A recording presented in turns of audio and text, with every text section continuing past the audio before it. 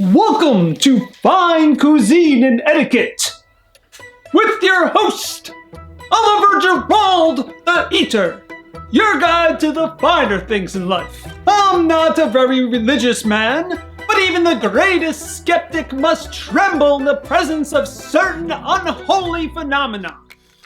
Incidents and anomalies so foul, so heinous, that you feel the nefarious influence of the Prince of Darkness himself. I speak, of course, of candy corn. Something this depraved, this vile belies the existence of a merciful God. And amazingly, Americans have been worshipping at this altar of Satan since the late 1880s. If that's not incontrovertible proof that the United States is doomed, cursed to stink up the globe for all eternity like a rancid Sisyphus, then I don't know what is. Candy corn's origins stretch back to when 50% of all colonial Cretans were farmers, and a nation identified with agricultural-themed candies, which are marketed year-round.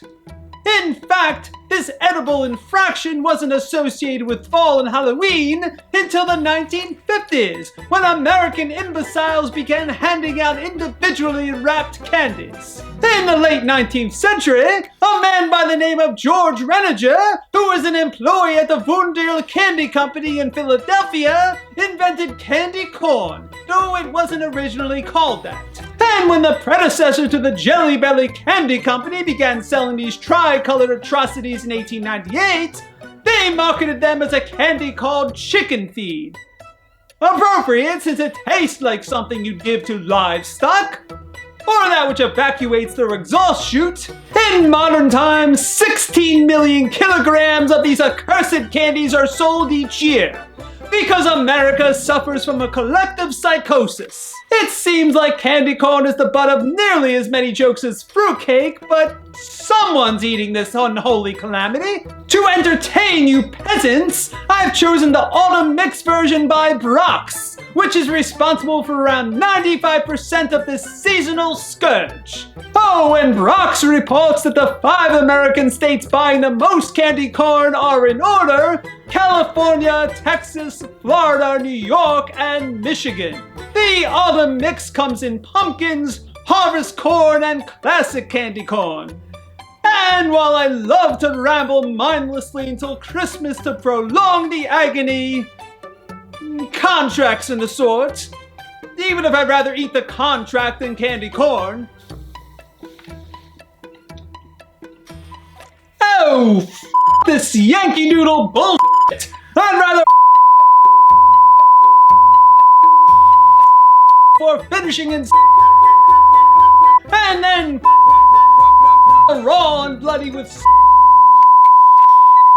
over having one more candy corn. While this bag boasts variety, each one tastes like a mixture of caramel and earwax. Very, very sweet earwax. Enough to make you gag, like the time I accidentally swallowed a thimbleful of Mountain Dew. Candy corn has a density of chocolate, but a softer texture that's more akin to Mike and Ike's, with the result being this putrid, unhappy medium. And the sweetness! Good Lord, the obnoxious, overwhelming sweetness! These pyramid-shaped containers of sugar, corn syrup, and carnauba wax are so saccharine sweet that Full House is telling them to sack the up. Even if candy corn remains a Halloween exclusive, now that might prove the existence of God.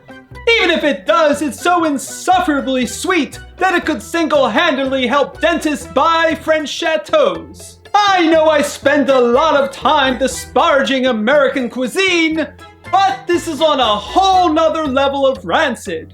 I almost feel sorry for you colonial lot. Almost. Because let's face it, every American has been exposed to this dreck at some point in their lives. Normally around All Hallows Eve. And like your first time with a woman, it's thoroughly unpleasant. Though unlike women, your 50th time with candy corn is just as revolting as the first. So I rate Brock's Candy Corn Autumn Mix 1 silver spoon out of 5. And if you'll excuse me, I'm going to go goggle some bleach. Be sure to show your appreciation for my efforts with a like. And I shall return to educate the great unwashed masses and all those of good letters and breeding on the finer things in life and delightful cuisine.